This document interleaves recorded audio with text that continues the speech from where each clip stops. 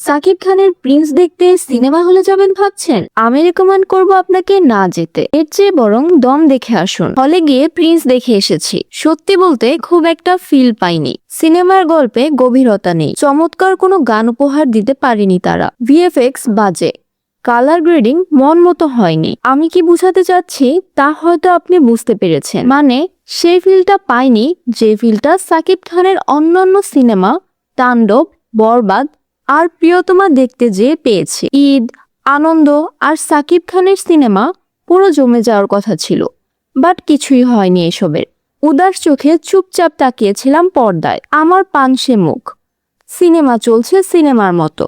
সত্যি বলতে খানিকটা বোরিংও ফিল করেছি। সুতরাং দম দেখতে পারেন। আমি চাই না আপনার ঈদের আনন্দ আর শখ মাটিতে মিশুক। দম ভালো হাইপ ক্রিয়েট করেছে, ভাবছি সময় করে দেখে আসব। পাশাপাশি প্রেসার কুকারের ব্যাপারটাও মাথায় আছে। আপনার জন্য শুভকামনা। কোন সিনেমা দেখার ইচ্ছে করছেন তা অবশ্যই জানাবেন। আর মৃত্যুর যখন আপনি খুব কাছাকাছি।